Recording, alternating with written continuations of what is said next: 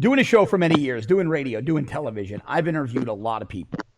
This is probably the most fascinating interview I've ever done. I want to introduce you to Matthew Schrier. Matt was held hostage by the al-Nusra faction of Al-Qaeda in Syria. He's the only American ever to escape Al-Qaeda captivity. He wrote this incredible book called The Dawn Prayer. And I love the title. The alternate title is How to Survive in a Secret Syrian Terrorist Prison. Matt joins me now. Now, full disclosure, Matt and I had a chance to speak a bit about this last night. The story is absolutely fascinating. He was gracious enough to give me a signed copy of the book. Matthew, I am literally halfway through the book in 12 hours. I started reading it last night when I got home. I could not put it down. I encourage everybody to buy the book. Let me show them the cover again. It is one of the best reads. I'll probably be done with the book tonight. I mean, literally half a day read, you blow through it. Let's start at the beginning. You were a photojournalist, videographer. You're in Syria. It's late December 2012. The story begins on New Year's Eve 2012. Take us there. What happens? Well, I was in Syria for 18 days, photographing the war from the Free Syrian Army's side. I just got done in Carmel Jebel, which is like the Stalingrad section, totally decimated. And I finally had the images I wanted, so I said, all right, I'm out. You know, I want to go home and sell them while they're still relevant. So, long story short, the host, my fixer, arranged accommodations with, set me up with the cab driver who had been shuttling me around the past few days, so nothing would seem out of the ordinary. And when I told him I wanted to go home, he said he would arrange the ride through this cab driver. And when I was 45 minutes from the Turkish border in Freedom, a Jeep Cherokee just cut across the road, cut us off, and then the al-Nusra boys jumped out, AKs, 45s, and they got me. Took me out of the cab, put me in the back seat, blindfolded me, pressed the barrel of the AK to my head, and then we were moving. Whole abduction probably took a minute tops. Wow. So quick abduction. They roll right up, gunpoint, pull you out, get you in their SUV, and now where are you heading? I'm assuming you're blindfolded or something's pulled over your eyes at this point, right? It's cold in Syria, so in the winter, so they pulled my ski cap over my eyes as a blindfold, and we started moving. It was about 10 to 15 minute drive, and we arrived at the Children's Hospital of Aleppo, which is a pretty notorious place now. And I was brought downstairs into the basement where the prison is, and into an office, and that's where my interrogation began. Okay, so you're now in the Children's Hospital in Aleppo. How many facilities did they move you to? You're in captivity from beginning to end for about 7 months until you escaped, correct? Right. So how long were you in that particular, at the Children's Hospital in Aleppo? I did 2 stints there. The first one was from New Year's Eve till February 6th. So you're there for about a month and a few days, about a month and a week. Yeah, without ever going outside or getting any fresh air, just totally submerged in the basement. Now, what was their initial treatment of you? Because they wanted you as a hostage, right? I mean, their ultimate end game with you wasn't a political statement or an execution. It was ransom, correct? Right. That's what it turned out to be with somebody else who I ended up with. But at first, my treatment was A+ under the circumstances.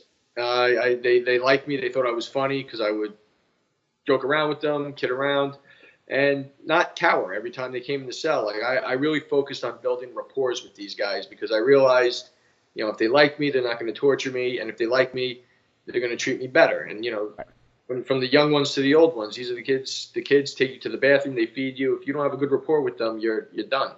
Right. It can make your life, I'm assuming, it could be the difference between a tolerable existence in a hellish place and a hellish existence in a hellish place. Well said. Okay, so you're there, you're being held now by this pretty violent faction. When did the notion of escape first pop into your head? Was it the minute they abducted you? Was it after you were sitting in there for a couple of weeks? When did you first say to yourself, come hell or high water, I'm going to escape or die trying? I started trying to escape my first week. I had so many ideas and plans, I couldn't fit them all into the book. The first one happened, the first plan was the first week. I found an Allen key outside my window. I was trying to chisel around the bolts that held the bars. That didn't work. But the first really great plan that I had was a few weeks in, after I got thrown in with this other American who turned out to be the worst part of my entire experience. This guy was basically, the way I described him in the book is, he was basically to journalists what Gomer Pyle was to Marines in Full Metal Jacket. Wow. Yeah, the guy couldn't do anything right. So once I got thrown in a room with this guy, he was driving me nuts, and I was like, all right, I got to get out of here. I got to escape from this as much as I have to escape from Al Qaeda. And I don't mean, and I want the audience to understand this is a grave topic, but Matt and I have had a few chances to speak, and you've been able to essentially bring a lot of humor into what would be for others a devastating situation. And I have to give you tremendous credit for that. I thought when I first spoke to you, I was going to be speaking to this fragile soul, but you've been pretty unfazed by this. I mean, this is an exceptional story, but in any event, so go on. This guy's a complete disaster. He can't do anything right. And he's becoming worse than the bad guys, the captors at certain points. He was so just weak and untrustworthy that right. He's supposed to be my fellow American, but I could never even tell him that I was Jewish because I knew that he would tell on me. So I had to keep that a secret from my fellow American, if I can even call him that, as much as I did from Al Qaeda. Now, Matt, why was that? Was he just terrified of them, or was he somewhat sympathetic to them? It's so weird. He was terrified by them because they hated him, but at the same time, he had like this sick desire to be accepted by them, and almost Stockholm syndrome. No. Well, Stockholm syndrome, that's the interesting part of this, and why it's so hard for me to explain. Because Stockholm syndrome kind of develops while you're captive. Right. Okay. He's always had this desire, and one of the things that I found out about him after I came home, his name's Theo Padnos, is years earlier he went to Yemen, and he wanted to become a famous journalist. So because he speaks Arabic, he thought, okay, let me feign conversion to Islam so I can infiltrate the mosques and madrasas and spy on them, and then write a book bragging about it. And that's what he did. And he called the book Undercover Muslim. And he never told me about it. And, that's worse than being Jewish. That's like the ultimate respect to these people. Yeah. Now, did the captors know that he had done this? No. The reason why they didn't know is because he had to change his name to avoid getting killed after he wrote the book. Yeah. And, and that made things even, it didn't help him over there because he's saying he's a journalist and they Google his new name and nothing comes up because it's all everything's under his other name that he wrote Undercover Muslim. So now they think he's a CIA agent even more. And that's really why they would make him suffer. He spoke Arabic. He had nobody to vouch for him. Right. So they just think this guy is living out his cover and he's so well trained that he can't break. Right. He's so deep undercover Muslim that they actually believe that he's actually an undercover CIA agent. That's amazing. All right, so you're in now. You're at the Children's Hospital. Did you try an escape attempt there? When did you're thinking about the plans after your first week there? When were you? At which point? At which facility they had you in? Did you say, okay, now the escape plan is starting to become viable? I think I can do this. The infrastructure of the place is shoddy enough where this might actually work. That was at the Children's Hospital. We had holding us in the cell was just a regular wood panel door, solid. But where the panels are, the indentations are, it was very thin, like maybe a centimeter. So my plan was, one day I was looking at the door and I see, there, on the thick part, there's this really big impression that somebody carved into it about the size of a silver dollar. And I just look at my cellmate and I'm like, what's that mark in the door? Just matter of factly. And he's like, I put it there. And I'm like, why? And he's like, I was bored. And then later he admitted he was trying to make a peephole, this big in the middle of the door because I guess he didn't think. So wait, so this guy you're in with, who turns out to be a bumbling moron, carves a gouge into the door that they could easily see? Yeah, about the size of a silver dollar because he was trying to make a peephole. I mean, I don't know. I can't explain. It just shows you how crazy he is. But that should have been giveaway number one, that he wasn't an agency guy to them. Yeah, no, you would think so. I mean, that's what I say in the book, that, between that and the way he just would take a beating, it was obvious he had no training at all. If he did, It would be America as we know it.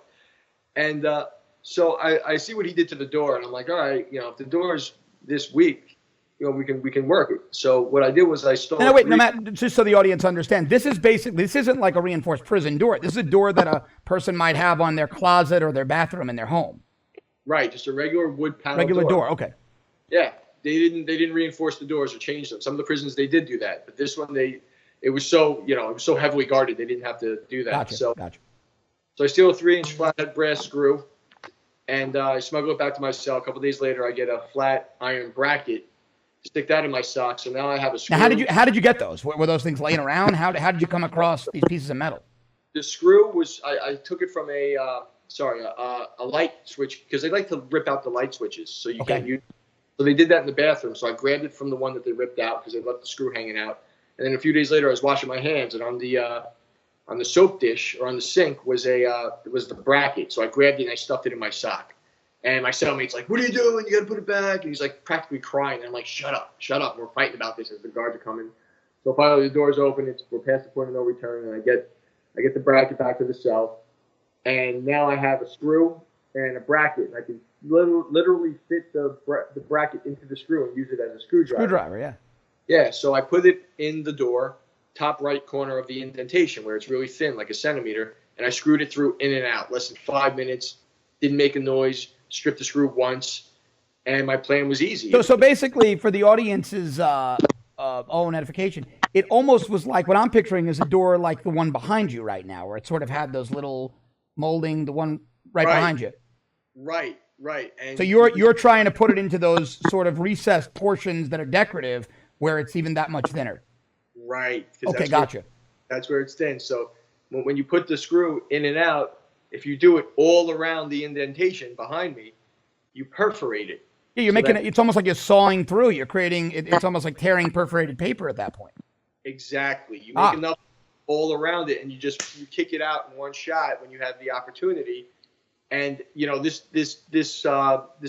indentation was about the size of a milk crate, so even a big guy could crawl through it. It was sure. It was an easy escape. It just took time and planning. But my cellmate was like, "No, I don't like that idea," and he's like insisting that we try to screw through the thick part, which is solid wood like this thick. You would need a drill to do it, and then punch out the wood and turn the key. And I was just like, "That's never going to work." And he's like, "Well, then we're not doing anything." And I'm just like, "All right, you know what? Fine. My mom's birthday is in 2 weeks, and I'm not going to be here." And to be honest with you, I thought he would go back to my plan once he saw that his was completely impossible. But unfortunately, we couldn't even get a centimeter into the wood with his plan because the bracket started to strip the screw. And every time you strip the screw, it makes a click sound. Right. Like 2 hours in, who's walking past the door? General Muhammad, who runs the prison, who likes me. And he hears that click. And that was the end of my good treatment. He caught us trying to escape, came in, starts examining the door with a flashlight with two thugs. And he doesn't see the marks that I was making because I kept them concealed by staying along the plate that surrounded the doorknob. Right. His flashlight falls on this giant silver dollar-sized impression that this moron made before I even entered the cell. And then he calls me over. He's like, "Come here." So I go over and I crouch down next to him and he points to it. He's furious. And I'm like, "Muhammad, I didn't do it." And I kind of look towards my cellmate to see if he's going to be a man and fess up. And he's just like standing there. And then General Muhammad starts looking around on the floor. And what does he find? He finds this little piece of concrete that my idiot cellmate put there because he liked to kick it around the room like a soccer ball. I told him to clean it up 100 times, and he never listened to me. And General Muhammad picks up this little piece of concrete, and just my luck, it fits perfectly into the impression that my cellmate made. He starts grinding it back and forth. And now he looks at me, and he's even more pissed because this is what he thinks I was doing. And he thinks the other guy is too much of a cowardly moron to try to escape, so he pins it on you. Oh, yeah. Pretty much. And plus, my cellmate, even though he put the mark in the door, he wouldn't fess up to it because he's just, a backstabber.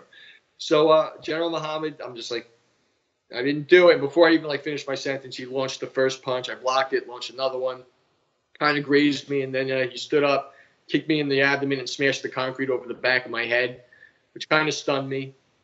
And then he goes over to my cellmate and grabs him by the collar of his jacket, and he throws him against the wall. And whenever they would touch him, I mean, you could breathe on this guy. He would just fall flat on his face and start shaking like this. So as soon as he hits the wall, he just drops and starts shaking like this. Muhammad pulls out his Glock, like he's just going to, execute him right there on the spot. So I got up and I went over and I started begging him not to kill him. I was like, "Please, I made the noise. I was cleaning my nails out on the door because your nails would get really dirty." Right. So I was trying to convince him, which was a bad idea because he had a pair of needle nose pliers on him. So I'm really glad ripping my fingernails out, but it was the only excuse I could think of. So I was just begging him. So finally he holsters the Glock and he says, "I'm going to come back in, I don't remember how long, maybe a half hour, an hour, and I'm going to torture you. And then I'm going to come back tonight and I'm going to do it again." and he leaves, and they take our beds and our blankets, which is a big deal because it's cold, and we don't want to get sick. So they leave. They take everything, all our living, whatever supplies, and Right. lock us in the room. And I'm just my cellmate translates what he said. He said he's going to come back in a half hour and beat us.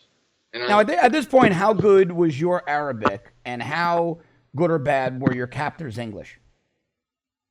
Some of them spoke really, really good English. A lot of them spoke passable English, because everyone takes English in school over there. It's like everyone has to do it. So most of the people I can communicate with. My Arabic was poor, and Right. on my fifth day there, I got thrown in with some soldiers, and I started learning Arabic. But then once I got thrown in with this American guy, this Theo character, Now, let's go back to that real quick. So, soldiers from where? the Syrian army. Okay. So now this guy, General Muhammad, how high up the food chain in Al Qaeda was he? At this point, he was just running the prison. But I mean, anyone on this real estate is high up or connected to the highest of the high. Okay. Because these bases at the hospital were where, basically the emirs like Golani, Katani, the number one, number two, this is real estate where they would visit. So if you have a fixed position on this real estate, you're somebody, you're rising, or you're connected Right. to people that matter. This is an elite posting. In our military, this would be equivalent to CO of a special operations unit or something like that. This is not some outpost logistical position. Right. That's what people have to understand. We were not held by some random militia that just grabbed us. We were held Right. by the top of the top. The soldiers that we were with were extremely valuable. We were kept with my good friend Sharif was cousins to a guy named Rami Makhlouf. Now, Rami Makhlouf is Bashar al-Assad, the president's brother-in-law, and the richest man in Syria. Wow. Yeah, he ran like 80% of the economy. So these are where they held their highest value prisoners, and these were some of their top guys, Al Qaeda's top guys. Right. So All we were basically kept in prisoner of war conditions, the same as soldiers. So when I was with those guys for a couple of days, I started learning Arabic because I wanted to make my life better. But then I got thrown in with Theo, and I saw how bad they treated him because he spoke Arabic, and I was like, you know what? I'm going to let you carry the pail on this one. So moving forward, I just learned what I needed to know, to survive. Bathroom, food, thank you, please, and Right. and I limited because when you get transferred from prison to prison, there are new guards. So if you start learning Arabic and you're speaking it really well after a few months, you get transferred to a new prison, and these guards don't know that you didn't know it. Then you're a CIA agent, and I didn't want that problem. So I just basically focused on learning what I needed to know and nothing more. Now, how do you hide this entire time? Because in the back of your mind, you know that if they find out you're Jewish, you're dead, right? They're going to whack you on the spot. So you've got to be now. You've got three missions. One is survival, one is escape, and one is hiding the fact that you're an American Jew, so they don't kill you on the spot on global television, right? Right. So my last name is Schrier, so it sounds German. Right. Which is why I was confident that I can go over there and just do the job, even if I didn't get captured. So I told them during my interrogation, one of the first questions they asked me was what religion you are. So I just said I'm a Christian because that's what they expect. And then they asked me where what my parents are. So I said my great grandparents all came over from Germany in the early 20th century, and they love that answer because they have a lot of respect for German history. Right. And then finally, my first week there, because there's an article online that mentions that I'm Jewish, and I knew they were going to investigate me. So I started thinking, all right, man, I got to, anticipate them finding this article. So I said, all right, I'm going to ask for a Quran. They'll, of course, give me the Quran. I'll read it. And by the end, I'll find Allah, wham, bam, thank you, man. But to my surprise, they were like, no, we're not giving you a Quran. So I was like, really? And they're like, yeah, we're not giving you one. And I was thinking to myself, well, that never happens in the movie. And so basically what I did was in March, they threw a Moroccan Al-Qaeda prisoner in with us, one of their own, who they shot in the leg and arrested because this guy was too much of a maniac, even for guys who wear side belts as accessories. Wait a second. They throw a guy in with you who's one of them, but he's such a wild card. They don't want to deal with him, so they stick him in prison with the American who they're unsure about. Right. I mean, wow. It's obvious that they had reservations about him, too, because he lived in the States for 12 years. He spoke English. he had an iPhone, and they they associate iPhones with the CIA for some reason, even though all those guys have Blackberries. And so what I did was, after they threw him in the room, I waited a few weeks, and then because he was like, "Yo, you guys should convert. You guys should convert." And I'm just like, you know, you don't want to jump in too quickly because you don't want them to know that you're faking it. So like 2 weeks in, I was like, "All right, I'll do it." So what I did was I pretended to convert with him behind the guards' backs, and by the time they found out, it was too late. And like 2 days later, they brought me a brand new 2,000-page metallic blue King of Saudi Arabia edition Quran. Nicest one in the whole prison, nicer than any real Muslim.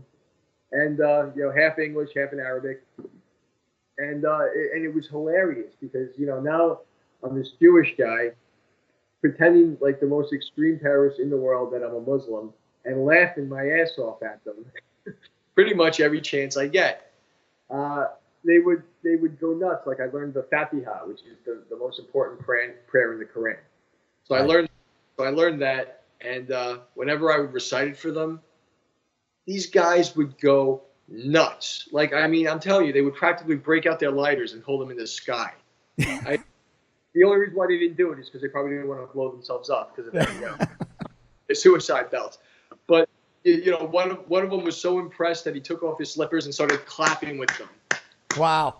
Yeah, no, wow. It wasn't. I started doing it over my bed. He got crap all over my bed, so I was upset. But now at this point, are you still in the children's hospital? So they moved you to what, 6 or 7 prisons, right? Yeah, no, these instances take place over in different prisons because you know, after we got caught trying to escape, you know, so General Muhammad, to backtrack a little bit, he catches us, and then they bring me down to the boiler room and they whack my feet 115 times. With a thick cable, about as thick as a nightstick. I mean, it's in the boiler room, which is like, you know, right. There's a reason why Freddy Krueger takes place. The scariest. Yeah, it's a nasty, ominous place, right? I mean, this is yeah, it's just like there's a guy hanging from handcuffs by a pipe. So I take my 115 licks, and then we got transferred to another prison for punishment. And this was like where you see in the book my treatment goes from being like A+ to just F-. Right. Like the type of conditions you expect, only worse. You know, right. We were locked in this cold, dark room, like they cemented over the window. We're infested with bed bugs by this point, and just barely fed, tormented on a daily basis with blasting this loud music outside our doors for hours. I mean, to the point where it really drives you mad. And of course, all the music is in Arabic, which makes it worse. Right. And you know, and my cellmate couldn't take it. My cellmate was. Now, who are you with at this point? Are you with the moron who tried to carve out the door? Or are you with the Moroccan terrorist?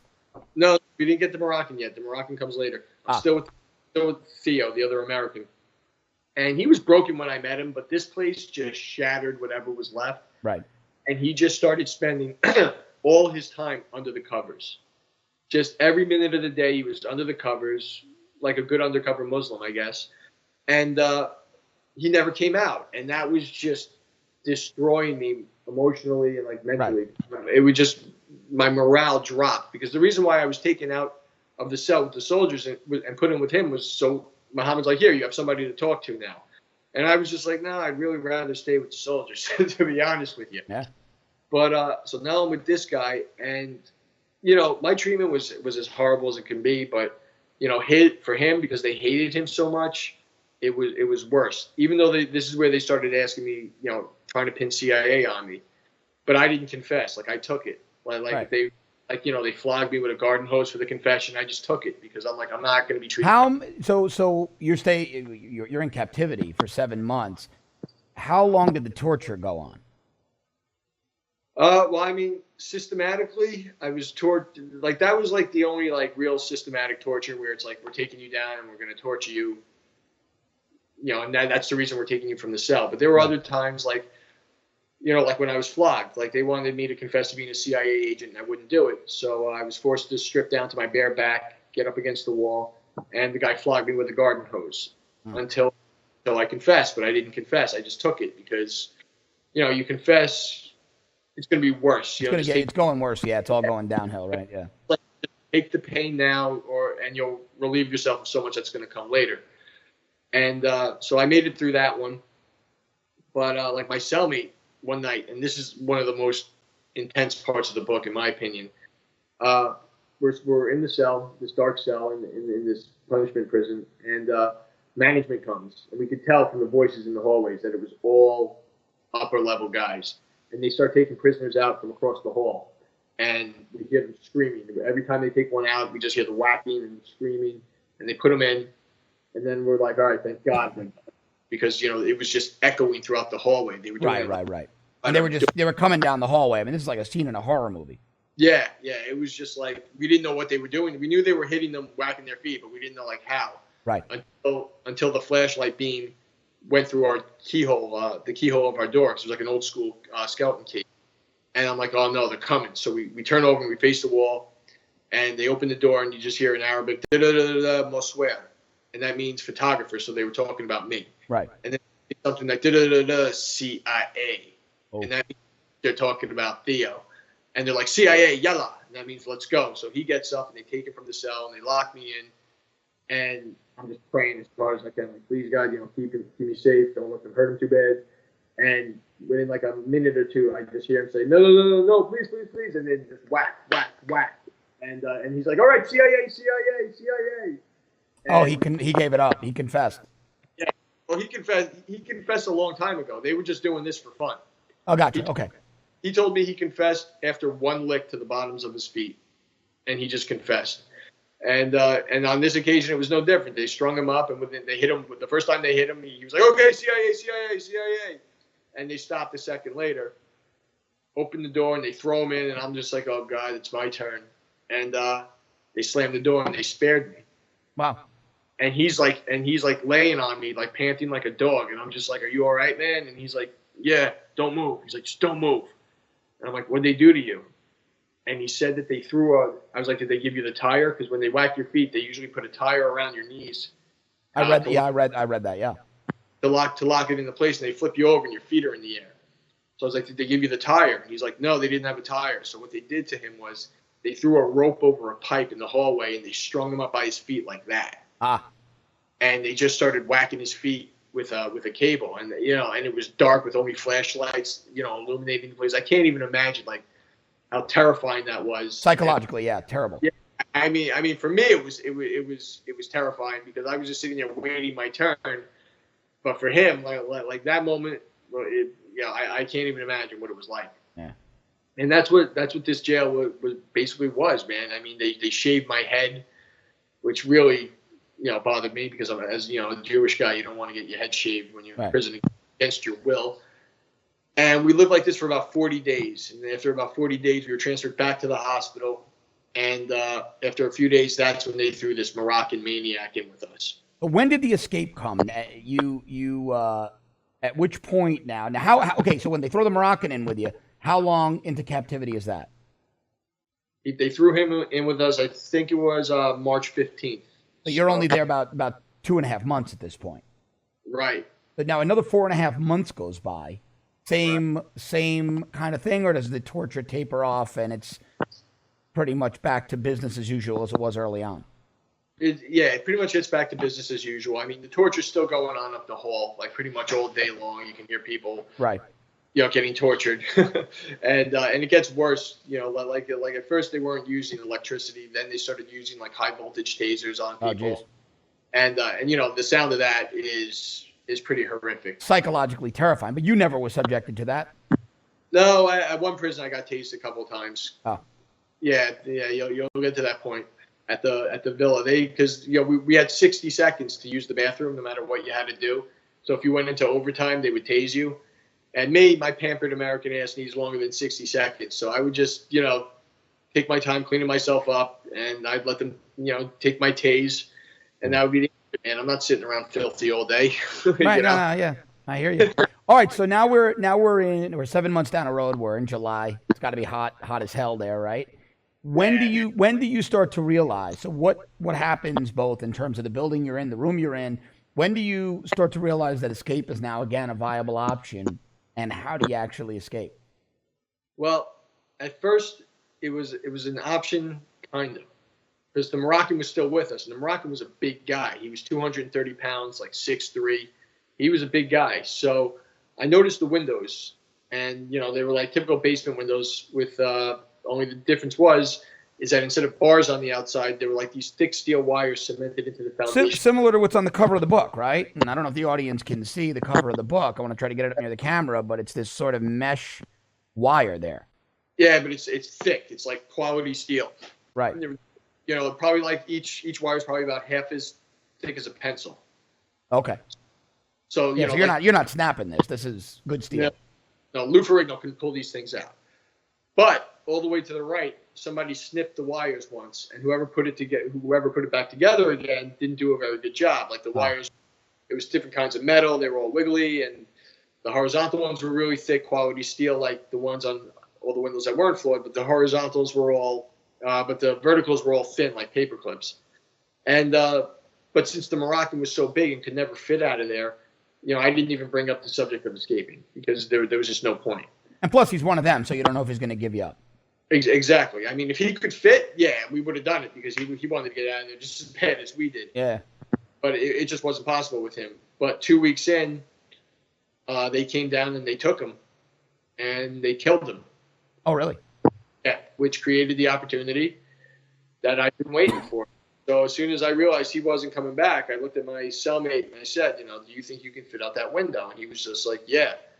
And I was like, okay. So next day he gets down on his hands and knees, and I try to pull it off. And I can't pull it off. It's welded on too well. So later on, I get off his back, and he's like, all right, that ends that idea. He's like, whew. And I'm like, nope, I'm just getting started.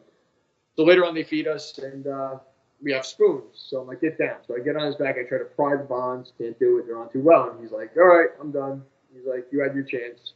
And he gives up and goes back to sleep. And by now, this guy is sleeping 17, 18 hours a day with his dirty shirt over his face and both of his hands stuffed down his pants, which was driving me nuts. And one day when he's sleeping like this, I go into the bathroom, I get the bucket they gave us to wash our laundry with, and I flip it over under the window, I stack my blankets on it, and I start staring at the window.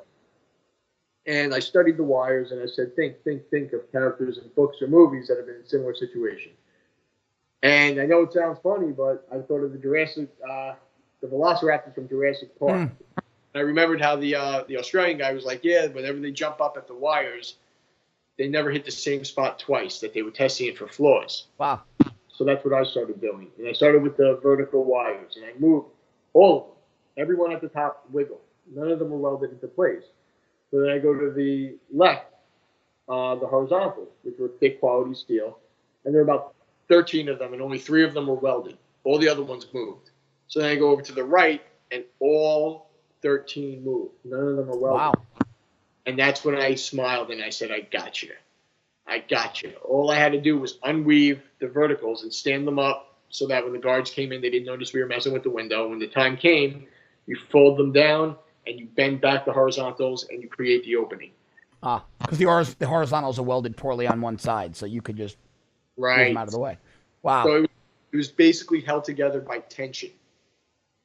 And if you just unwove the wires, obviously that tension is gone, and you can just bend them back. And how large is the gap that you create? I mean, large enough for a normal sized man to get through. Large enough, just enough for me and my cellmate. Wow. Just by the skin of your teeth. I mean, this was just big enough to get out. Yeah, I mean, I don't want to ruin the whole ending, but it took 2 attempts because we thought it was a lot wider than it was, and then once I got up there and I saw how narrow it was, I was just like, oh my God, we have to put the window back together and replan it. Now at this point, so you get out. I don't want to, like you say, I don't want to give too much. I want people to read this book, but you get out. Now you're in Aleppo, right? Now you're in the middle of a really volatile city. What do you do? Where do you go? I mean, now you're there. You've got no money. You've got no credit cards. You've got no wallet, no cell phone. You're in the middle of terrorist territory. What the hell do you do at that point? You get as far away from that base as possible. That's the key, because different militia groups. I mean, Al Qaeda. They're basically a bunch of different militia groups, right? United, and different militia groups control different neighborhoods. Some are controlled by al-Nusra, some are controlled by the FSA, some are controlled by ISIS. So a lot of it has to do with luck. But I mean, once you walk for a good 20, 30 minutes, the chances of being found are very slim as long as, you don't give yourself away. So what I did was I stayed off the main road. Now, Matt, are there people on the street at this point? Is Aleppo a war-torn city where people are barricaded inside, or are there people walking around on the street where you can blend in? On a normal day, people would be walking around, but this is Ramadan. Wow.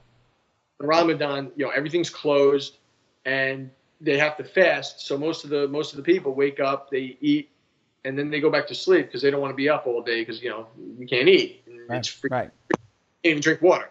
So it's pretty dead out. This is just after sunrise, and I just basically weave through the back roads. And if I saw like an old roadblock from when the fighting was in that neighborhood, I went down that road so they couldn't find me because my cellmate knocked on the door, and he knocked on the door. He was going to tell on me when I started planning the escape because he was too scared to go through with it. And I can only imagine how long it took him to knock on the door later. But he didn't leave with you? No, he had his own plan. And like I said, I don't want to give it away. He wouldn't stick to my plan. He had his own plan. Okay. Didn't work out, just like the one at the hospital, and I wasn't going to let him alter my plan again. So he stuck to his. Right.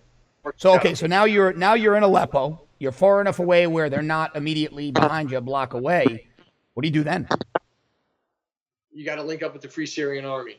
At that point they were pretty much, still had pockets of them that were moderate.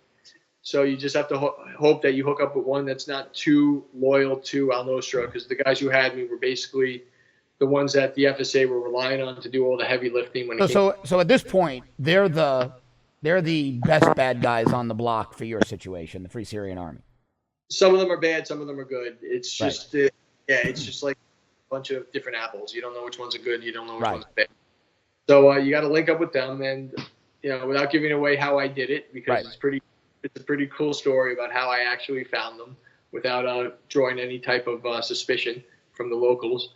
I managed to link up with them and convince them to take me in. And after about a half hour convincing, they took me in and made me some coffee, some tea. They started bumping Shaggy. And, I'm in a room with a bunch of head bopping jihadis, which was a really funny experience.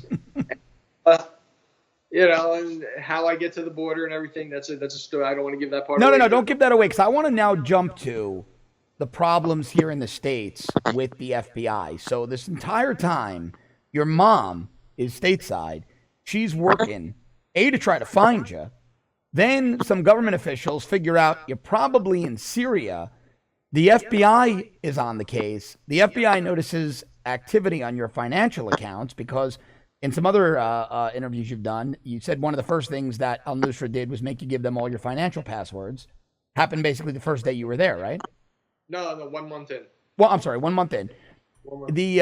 So now they're buying stuff with your money, al-Nusra. Right. They're buying stuff they can use for the war effort. You said they were even buying things like cologne, just personal items.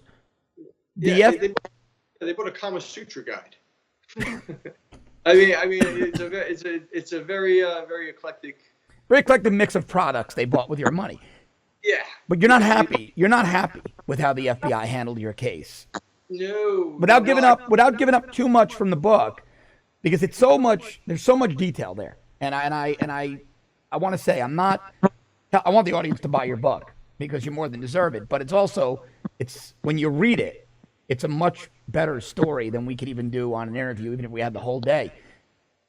How did the FBI drop the ball? Oh, boy.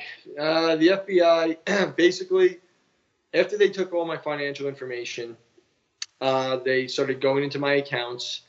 And for some reason, they paid off my Discover card, which was small. It was like a $200.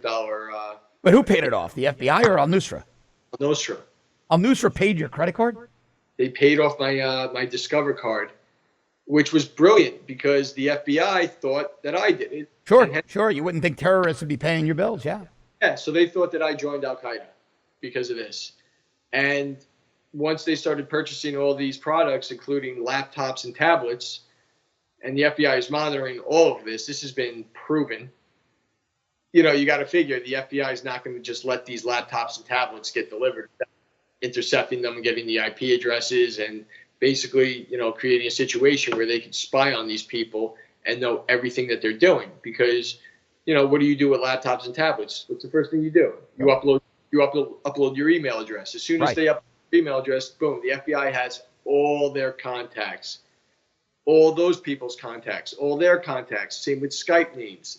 You know what I mean? You create this never-ending web of basically intelligence gathering that probably spans from Syria to Pakistan. Sure. And during this time, my mother is just being jerked around by the State Department, then by the FBI, and the FBI is letting them steal my money while pretending they don't know what's going on to my family. Now at the time, is it Mueller? Your situation begins when Mueller is the director, and it continues through Comey as director, right? Right. The entire operation took place under Mueller, and a couple of months after I escaped and came home, that's when Comey took over.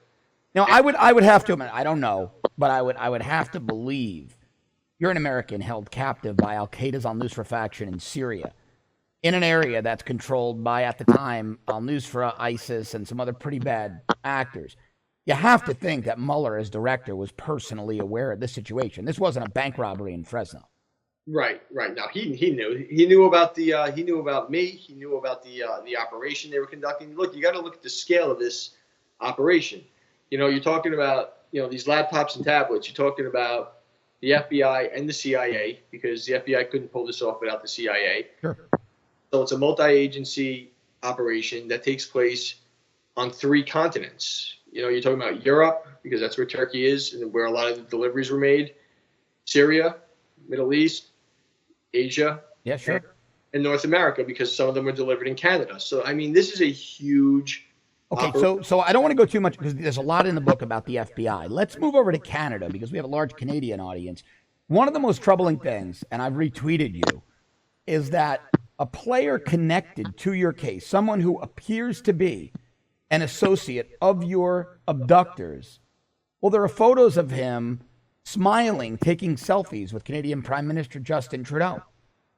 Yeah, and there's documentation of his friend Henrik Feet mailing tablets to himself, and both of these guys, I've been told from reliable sources, were in southern Turkey on the Syrian border at the time these purchases were made. So these purchases made with your funds, right? And the Canadians were the ones that took my financial information.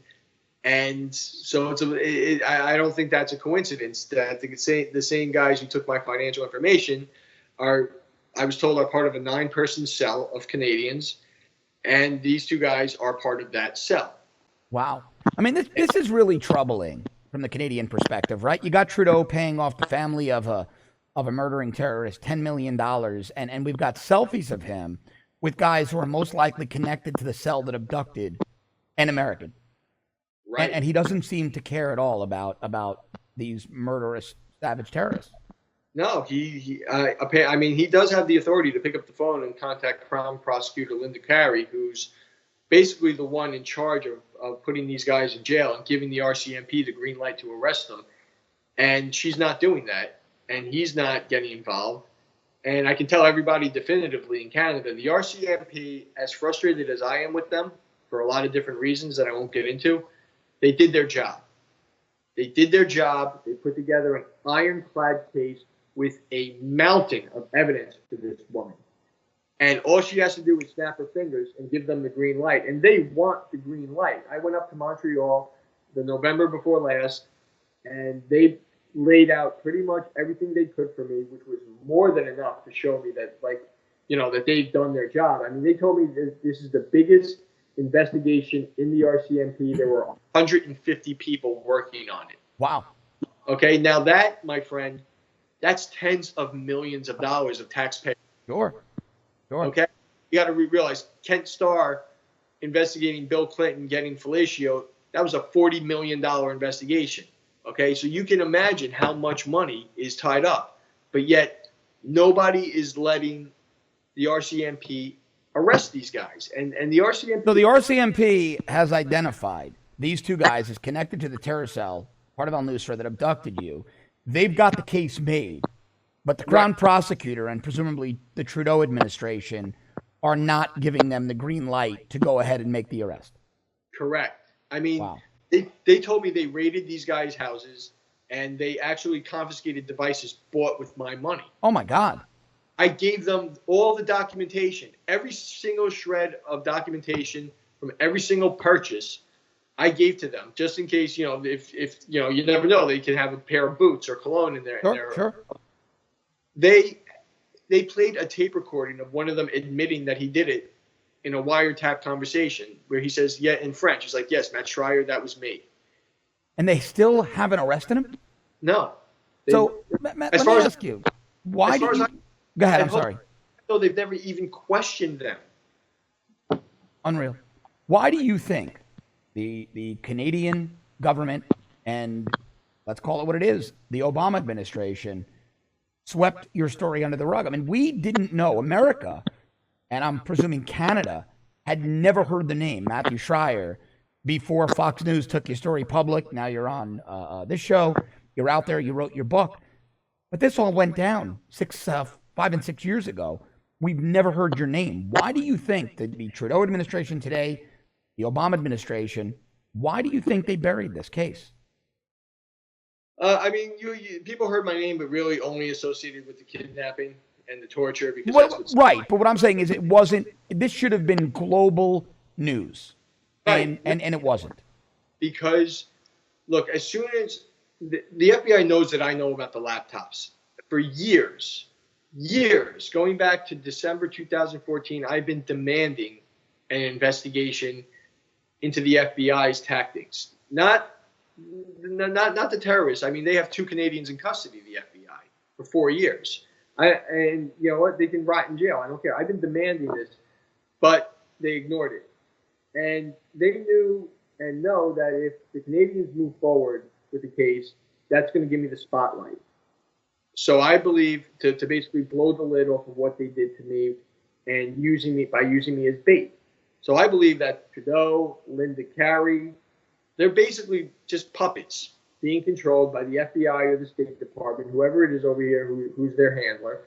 And they're doing what they're told, which is really disturbing for Canadians because... But you think the FBI was letting you sit there, letting you essentially rot in these horrid conditions because the actionable intelligence they were gleaning off the devices purchased with your money outweighed, the intelligence value of that outweighed sending in a team to rescue you or helping get you released? Right. I mean, just keeping me safe. You know, Terrible. they did, you know, the FBI agent, she calls it Lindsay Perotti. She calls herself the Syria specialist. There was an article online, like I mentioned, that I'm saying I'm Jewish. She spoke to the guy that wrote that, read an email that I wrote to him asking him to take that reference down for my safety, and she never even asked him to do that. Wow. So the FBI intentionally left a Jewish comment up, which they knew would get me killed. Now, Steven Sotloff, who is the second guy that got his head cut off after James Foley. Absolutely, sure. He was Jewish. His friends had over 4,000 references to his religion taken offline. 4,000. This FBI agent had one about me. And she didn't do it. She chose consciously to leave it up. And if she did and they found it, guess what? This conversation wouldn't be happening. Wouldn't be happening. Matt, I could talk to you about this all day. This is one of the most, I said at the beginning of the interview, might be the most fascinating interview I've ever done. I thought I was going to talk to you for 20 minutes. We've gone almost an hour. It is an absolutely fascinating story. There's so much more to it. I really recommend everybody buy the book, The Dawn Prayer, or How to Survive in a Secret Syrian Terrorist Prison by Matthew Schrier.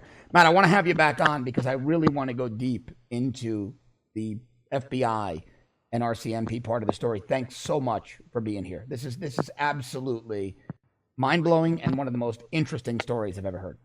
Thanks, John. I really appreciate the time, and I'm looking forward to coming back. You got it. Anytime. I'm guessing you were as captivated, as riveted, and as troubled by Matt Schrier's story as I was. And I want to keep bringing you interviews like that every single day. I want to find you these great guests. I want to tell you these really important stories. So please help me do it by subscribing to our premium service at www.therebel.media/shows.